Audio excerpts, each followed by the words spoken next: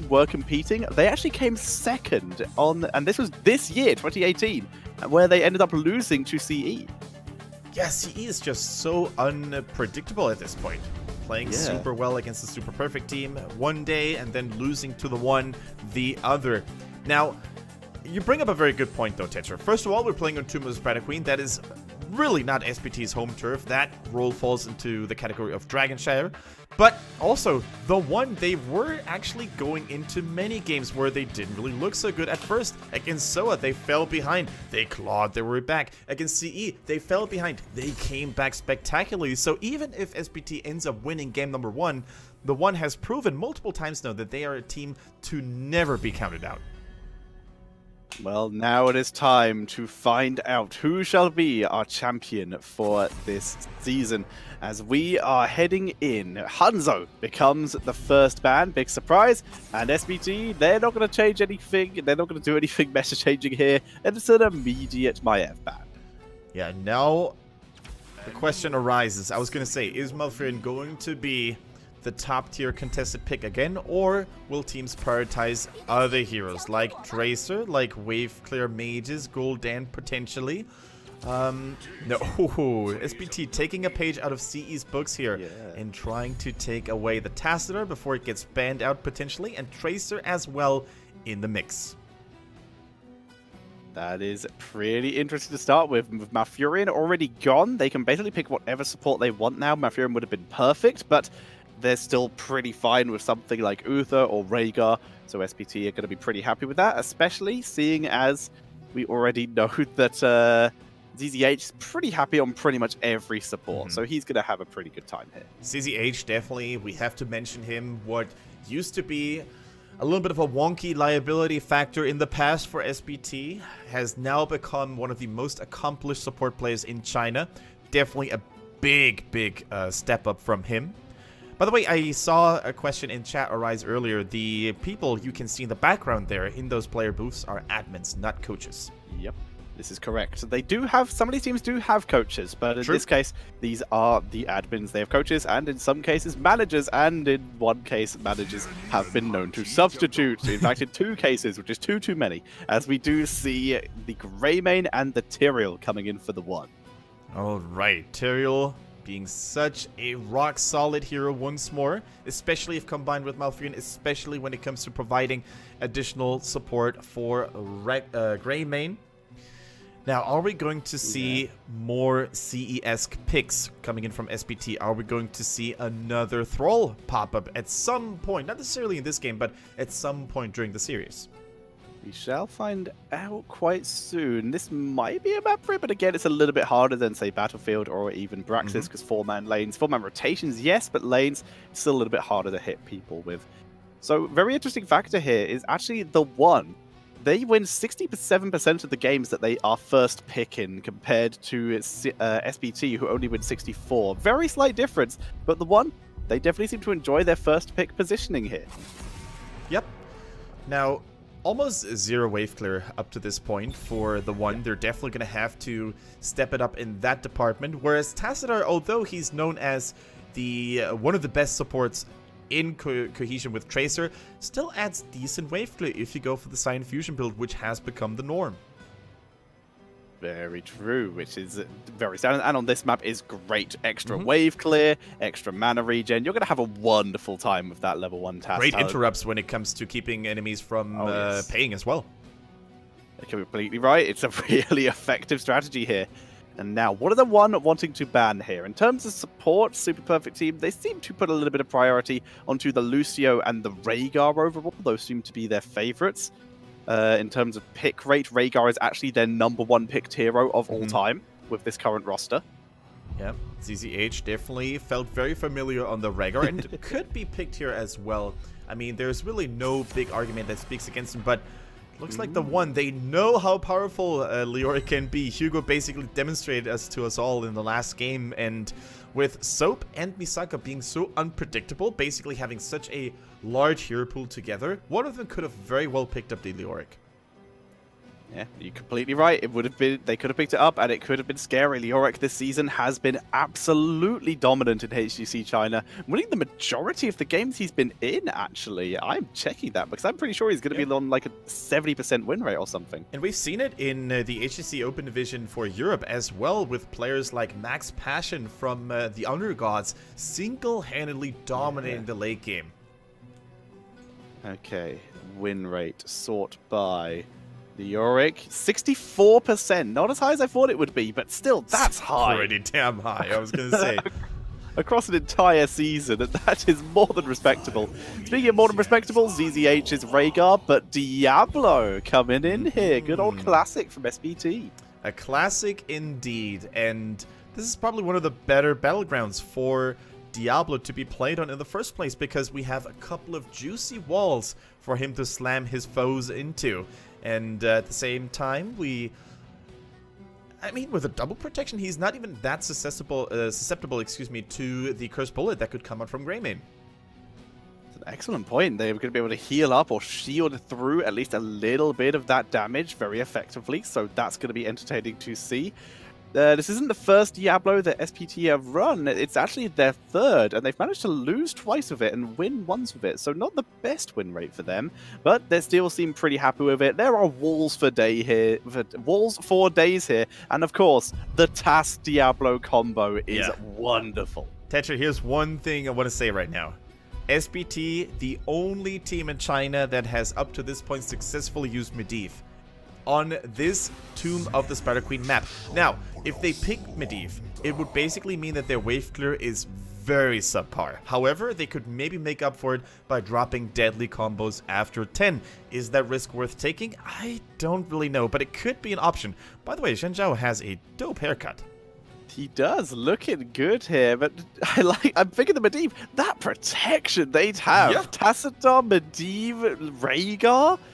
Could anyone ever die through that? But the counter question is, could they ever kill anyone through that? The answer is maybe, actually. With the fact is, Kael'thas isn't exactly the toughest of heroes, neither is Greymane once he's out of Worgen form, but instead, it's going to be a different kind of wizard, mage, etc. It is going to be Chromie.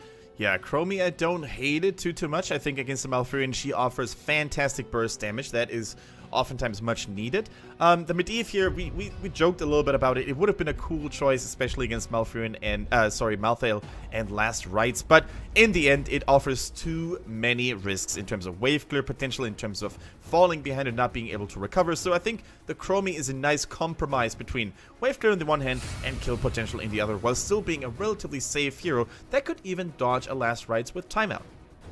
SPT punishing the Malfurion first pick by picking all the CC. Lack of cleanse is about to be a severe problem. Chromie Temporal Loop, Diablo charging into Tassadar walls. There is about to be a severe amount of problems coming in, and the fact that TheOne are also now trusting their fight for first seed on a hero they have not played at all this season, the Kael'thas. Exactly. Kael'thas, I was going to say, I can't recall the last time TheOne have played that hero. Now, who's going to be the hero, or the player behind the hero? Probably Lucky, it seems, but I wouldn't hate some Meng, KT. I would also agree with you, would assume that Lucky is going to be the Kael'thas player here, but there is always that adjustment here. I mean, even Hugo, technically, he's melee flex, but who knows at this point? Hugo is unpredictable. Yeah, I think Hugo is probably going to land on that Malthael, but as you said, China, probably more so than any other major region at least, is willing and not afraid to swap roles in the middle of a game, in the middle of a set. We've seen that with CE, where Lufel basically transitioned over from a more standard, tracer, all the way to basically what used to be his older passion. And Zuyu from melee to ranged assassin. Time flow as well. They basically, I don't even think they had a set role. I'm pretty sure it was just, I'll play what you want, just call dibs in draft when a hero comes up. But for now, the players getting settled in and preparing for our first game of this grand final of HGC China. Right, the teams are ready. I think Misaka actually changed chairs, which is really cool to see. Like, you could do that in an offline environment with your admins at your disposal. I guess. Were they on each other's accounts, though? That's the question, because they can't exactly log out. No, he got a new chair. He remained on the same position. I see. Oh, yeah. Okay, I get you. Cool. Well, the luxury of playing in a sweet little studio like that. And I think that's also why we're having a little bit of a delay. To my left and go, hey, could I get a new chair? Lovely. Alright, ladies and gentlemen, game number 1 is going to commence here between SPT and TheOne. The fight for championship in HGC China is now in full swing. And on the left-hand side, in the blues, we see the super perfect team. Shanjiao playing the Tracer, Melody C is going on that Chromie, Misaka on Diablo, Soap on Tassadar, and ZZH on Rhaegar. And on the right-hand side, it is TheOne with Hugo on Malthael, Lucky on the Kael'thas, Meng on Greymane, Zado on the Malfurion, and Hehe is on Tyrael. Their little Air Force style logo. They've managed to fly into the grand finals at this point, and now they're looking to take off into first seed. Well, those were the worst ones I've made all season. Flight attendant Tetcher and Kendrick are going to guide you through all of that, basically. Now, I do want to highlight one interesting hero role swap there as well for SPT. We were a little bit skeptical and critical whenever Melody C, one of the best players mechanically and overall in HGC China, had to quote-unquote waste his potential on a hero like Tassadar. And now they seem to have made adjustments, and it is now Soap who is playing the Protoss High Templar. And that is cool to see, which means Melody C is going to, not one of the most micro-heavy heroes, is going to be playing the Chromie, whereas Jin Zhao still getting his usual role of, I'm just going to kill everything, playing the Tracer here, currently on a pleb mount, but let's see what he can do as they focus onto Meng, but can't finish him off. Recall has to be used. Jin Zhao keeps going in, takes a living bomb for his trouble, and accidentally spreads it to Soap. Just a small little accident. I don't think it's going to happen against Soap. Not too mad. Still drops a shield on Soap here. But look at Melody C. The accuracy already on point. Landing a 3-man Dragon's Breath before. And now causing even more headaches for the TheOne's team members. And they're going for a double mercenary attempt. Yeah, nice little positioning on the Mercenary, by the way, by Malthael, drawing them all into the corner so his cleaving attacks would get maximum value. Botcanthos was started by Meng, then realized there was a rotation coming, abandoned it, and they're going to let SPT pick that up. Yeah, he already dropped down to 40% health before the real combat even started, and with their main tank in a bad spot, TheOnes have to retreat. We see TheOne continuing their rotation. Interesting that we are seeing not really set solo lanes by these teams here. Tassadar and Kael'thas are dueling in the top lane, but that is the usual rotation of mid to top. Good charge onto Hehe here. Pulse Bomb drop. Chromie Dragon Breath picks up the kill. Wow, Melody C, the sniper, already applying so much pain onto Hehe in particular. Seems like he has found his primary spot target, and now all he needs to do is just be a little bit careful so he don't get caught by Malthael in the rotation. It's really weird to see, as you said, Tetcher, that there's so much rotating going on when normally you have a little bit of a chill solo bot lane going on. We see Melody C continuing to poke down, doing his best Zuyu impression, currently soloing as Chromie. His wave clear is kind of amazing. His sustain is not, which is why you see him playing so far back. Okay, in the meantime, already we can see that SPT is slowly but surely starting to take control over those rotations. Diablo is, of course, making sure that he's going to farm as many soul stones as possible, which is another big reason why he is such a formidable pick on Tomb of the Spider Queen in particular, because the short distance in between those lanes allow him to rotate, and that's exactly what every Diablo player should do for the most part. Chromie still getting outnumbered by 3. Hugo being chased down by Shen Zhao. Not gonna fall, though. Taking significant damage after all, though. Yeah, Hugo survives, able to pull his way back to some health as Hehe. Not too many gems in his arsenal as he has been able to turn in fairly consistently. 22 to 20 currently in the turned in gems count. Both teams have enough for a full turn in at this point. I'm starting to get a little bit worried in the late game for TheOne, I think, because Misaka already, with that double protection, we talked about it, gaining, oh, by the way, going for the Life Leech Plasma at level 4, so Tracer will regenerate more health from attacking while shielded. But yeah, I think Misaka could be a true problem for TheOne in the late game, because with the exception of Malthael, there's only so much they can do against this high health pool, and maybe even the Soul Shield at level 7.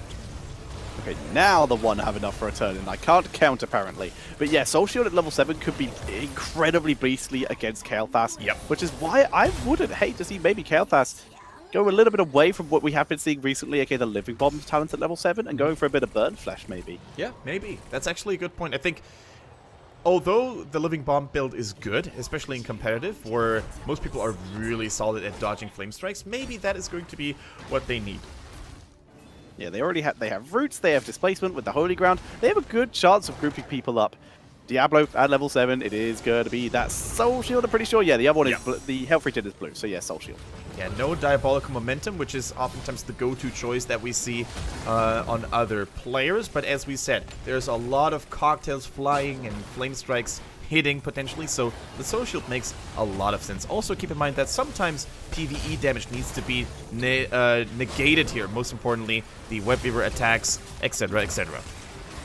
Jin Zhao ate a lot of damage there, thanks to the fort, due to no one being able to get near it, and due to Zado being able to survive and himself getting rooted. But Leeching Plasma, crazy value. And yeah, Melody C is probably going to die. Never mind. Rescue Rangers are here as Misaka able to protect his assassin. Yeah, that was some cute body blocking attempts here by Hehe, but unfortunately, as you said, the reinforcements, they came too soon. Speaking of coming too soon, that was a perfectly timed Jin Zhao attempt, and Mouth gets blown off his socks. Yeah, able to get a very nice pulse bomb, really well executed. And Chromie not punishing the lack of cleanse here, going with the slowing sands here. Yeah, slowing sands, although, as you said, there's a cleanse available.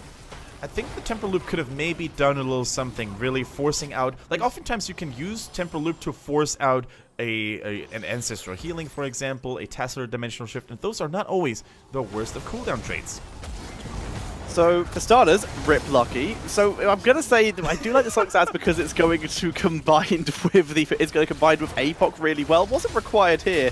And Kael'thas gets absolutely taken out, which is a shame because we don't get to see him use his level 7 talent yet, which is going to be the Sunfire Enhancement. The auto-attack crit, basically turning his auto-attack into a spell for a second there. I guess it's because that is basically like Bronze Talent. It is a focused piece of damage for Tracer. I like it. Exactly. So the more reliable damage you have against a Tracer, which is oftentimes, you know, basic attacks, the more you can put her under pressure, the more you can keep her at bay. And that's why Bronze Talents on the Chromie is such a formidable counter to her. And Kael'thas, as you said, has his own version of it, basically, whenever he uses his trait, the Verdant Sphere. So how effective that can be remains to be seen, but it's definitely a nice adjustment in the build. Yeah, maybe he'll go for twin spheres and actually get the double here. But some people might be wondering, why not go for the Sunfire Enhance, the Sun King's Fury? That's a that's a single target thing. The extra damage only comes when you spread the damage. Oh my god, Kael'thas. Well, so far it doesn't appear to be working, as we do see Jin Zhao able to pick up yet another kill here. Force still Wall looking pretty healthy. Force Wall is down, but Diablo not able to charge anyone into it. The combo is set up, though. Yeah, and I feel so bad right now about myself for not seeing it in the draft, or at least highlighting it, because we were mentioning Diablo and Tacitor, and of course they can make their own combos. They can create space out of thin air with that Tacitor Force Wall and then slam people into it, making it extremely easy for Diablo to later on get those stacks for Devastating Charge. It's very similar to what we've seen yesterday with Granite Gaming, where they basically summoned Ain and Tomb and got the same value out of it. Good Force Wall here, but they're trying to catch Zado. He drops the Tranquility, though. Keep himself alive. APOC not getting too much value here as Misaka getting focused down. Ancestral keeps him alive, even through the reduced healing. But Hugo is just stuck on him like glue. The shield trying to save him. Wow, Hugo! Oh, sustaining. He gets out. The Tracer and Tassadar go down. The counter kill, though, able to at least kill off Malthael. That was so much tankiness. Clutch saves by Rhaegar there. Hugo didn't really want to stop chasing after the Diablo. He was so close, but was denied. And I don't think Meng was expecting more aggression coming in from SPT, because he probably expected them to lick their wounds and wait for Tacitor and Tracer to come back. But here, the threat is still not expelled. Anyways, though, as you said, 2 kills in return, definitely worth it. But also take a look at the experience lead due to all those towers in the middle, top and bottom falling. As we see the channels coming in here for SPT, they're miles away from another turn-in, but that's because they have turned in twice, whereas the one haven't even managed to turn in once yet. 58 gems still in the bank. That's a lot of value, but they just need to get there. And with all the lanes constantly pushed in, this is basically very hard to do for two reasons. A, you have so much vision on the enemy team, and B, you have to clear and waste time in order to even get there in the first place. Yeah, they need to burn some time so that the minions can actually get to them so they can pick up the gems from them. As TheOne playing very safe, like you said, big level lead for SPT, so there's no reason for them to get themselves caught out. They have decent defensive tools for when SPT pushes in again, so just let the minions push up. They have Phoenix for clear, they have the majority, they have Kael'thas in general, Cocktail of course, Malfurion's okay on his own as well, and of course Malthael, not bad for clearing lanes either. So they're very happy to just sit back here and defend for the moment. The problem is, this lets SPT do stuff like this. With Tracer and Rhaegar being so good at clearing the bosses, the shielding is real, no damage taken at all, and TheOne, they're so pushed into their own base, they can't even go out, although they probably know exactly what the Super Perfect team is up to right now, because they don't see gems being turned in, they don't see anyone on the map in general. And now with the boss, I think SPT will have to do what many people don't do, what many teams don't do. They need to actually push with it in order to prevent this value from being lost. And doesn't look like they actually want to. Tassadar's here with it, takes a living bomb, but he's pretty fine. Phoenix actually lucky trying to bully Tassadar here. Now we're seeing the rest of the team finally joining up here. A little bit late. They wanted to try and get lucky. There's the burst damage. Beautiful stun coming in there, trying to lock him down. Sorry, root from Zador there. Almost killing off Tracer. A bot combo, and goodbye Kael'thas. And that is the class of Misaka. Not only landing a picture-perfect combo, but also realizing that Curse Bullet had just been used on Tracer, so the greatest weapon against Diablo is no longer available. Here comes a Force Wall, here comes the Sancto. We're seeing Hugo dropping a little bit of counter damage as the boss is on the core. SPT might want to end or at least kill Zado, and they are able to. Pulse bomb on Hugo for good measure. He goes down, and that's it, Kendrick. SPT, in dominant fashion, going to be taking game number 1. Yeah, Meng is trying to howl and growl as much as he can, but he ends up falling just like his comrades before. Lucky comes back, ends up dying. The Zerg defense is unfortunately not working out for TheOne. Without breaking any sweat in this first game of the best of 5, SPT takes the victory. The Hall of the Storm's just becoming a kill conveyor belt for SPT there.